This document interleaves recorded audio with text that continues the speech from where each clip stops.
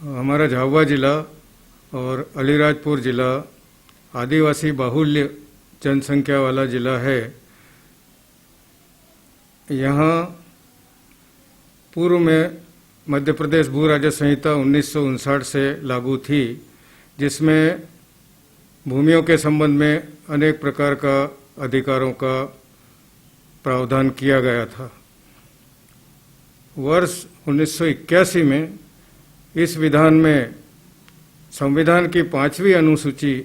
के अंतर्गत राज्यपाल महोदय द्वारा संशोधन करके जो भूमिहीन जिलों में आदिम जाति वर्ग के लोगों की है, उसको गैर आदिम जाति के लोगों को अंतरण पर पूरी तरह रोक लगा दी। पूर्व में कलेक्टर की अनुमति से विक्रय की अनुमति के प्रावधान थे, किंतु उन प्रावधानों को भी विलोपित कर दिया गया और एक और इसके विपरीत प्रावधान उसमें ये जोड़े गए कि गैर आदिवासी के लोगों की जो कृषि भूमियां इन दोनों जिलों में स्थित है, उन कृषि भूमियों का भी वे गैर कृषि प्रयोजन में उपयोग के लिए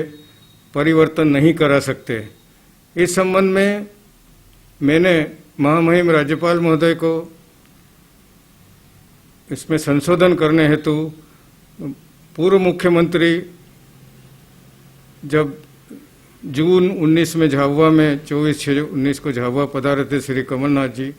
और उन्होंने सर्किट हाउस पर नगर के प्रबुद्ध व्यक्तियों को चर्चा हेतु बुलाया था। उसमें मैंने लिखित में उनको अनेकों सुझाव दिए थे जिले के विकास के लिए। उसमें एक संशोधन ये भी था कि ये जो प्रावधान किए गए हैं सामान्य वर्ग की भूमि को गैर कृषि प्रयोजन में उपयोग के लिए परिवर्तन नहीं करा सकने संबंधी ये प्रावधान तथा संपूर्ण भूमि के संपूर्ण विक्रय पर जो रोक लगाई गई है धारा 165(6) क से 6 तक, उसको नगर के विकास के से नगर की औद्योगिक विकास की आवश्यकता को परिलक्षित होते हुए और नगरीय क्षेत्र में आसपास के गांवों को जोड़ने से क्षेत्र की वृद्धि हो जाने से उन प्रावधानों को भी 8 किलोमीटर के रेडियस में मुक्त करने के लिए निवेदन किया था, ताकि क्षेत्र का विकास हो सके। और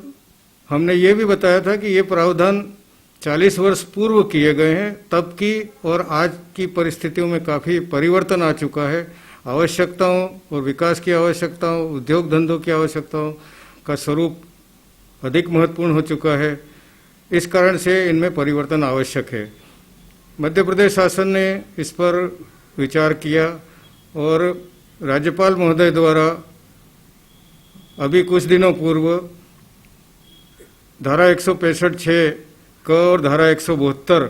में संशोधन कर जो गैर आदिवासी लोग थे उनकी कृषि भूमि को जो डाइवर्सन गैर कृषि प्रयोजन में उपयोग के लिए करवाने के प्रावधान थे वो समाप्त कर दिए और वो अब गैर आदिवासी व्यक्ति इन भूमियों का जिस तरह से चाहे उपयोग कर सकते हैं। दूसरा जो परमिशन वाला प्रावधान था, जो 8 किलोमीटर के रेडियस में अनुमति देने का प्रावधान की मांग की गई थी, वह अभी विचाराधीन है। उसके लिए हमने पुनः राज्यपाल महोदय को विस्तृत पत्र लिखा है और उसमें ये बताया कि इन प्रावधानों से आदिवासियों को कोई लाभ नहीं हो रहा, अपितु गरीब आदिवासियों की जमीन उनके ही वर्ग के प्रभावी और संपन्न व्यक्तियों द्वारा या और अन्य अधिकारियों द्वारा लिया जाता है और वो लाभ उठा लेते हैं। इन प्रावधानों से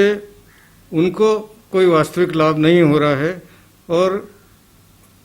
क्षेत्र का विकास भी अवरुद्ध हो रहा है। इस कारण से इन प्रावधानों में भी छूट दी जाए, इसकी जांच करा जाए, क्योंकि कोई भी देश में कानून अनिश्चित काल तक लागू नहीं रह सकता है। कानून का समय समय पर परीक्षण कराना चाहिए और जो अनावश्यक कानून हैं उनको समाप्त किया जाना चाहिए। देश के प्रधानमंत्री नरेंद्र मोदी जी ने भी कुछ समय पूर्व देश के ऐसे 200 कानूनों को निरस्त किया है। इसी तर्ज पर अगर पूरी तरह इस प्रावधान रोग को समाप्त नहीं किया जाए तो 8 किलोमीटर के रेडियस में परमिशन वाला जो पुराना प्रावधान को परमिशन से गैर आदिवासी खरीद सकता है वो रिस्टोर किया जाए। इस संबंध में हमारी मांग है, हमने पुनः लिखा है। हो सकता है आगे जाकर इस पर विचार हो, क्योंकि जब अगर परीक्षण कराएंगे, जांच होगी कि इसका फायदा मिला नहीं मिला, इसका उपयोग हुआ नहीं हुआ, ये जांच होगी तो इस पर निश्चित रूप से होगा। और आदिवासी मंत्रणा परिषद जो कि आदिवासी के हितों के संरक्षण के लिए ही बनी हुई है, वो आदिवासी मंत्रणा परिषद ने भी इस समय सन 2015 में अपने प्रतिवेदन में इन प्रावधानों को निरस्त करने के लिए सिफारिश की हुई है। तो उस सिफारिश को भी माना जाना चाहिए, क्योंकि वो उनके ही हित चिंतक लोगों द्वारा के और जवाबदार सदस्यों द्वारा दी गई है।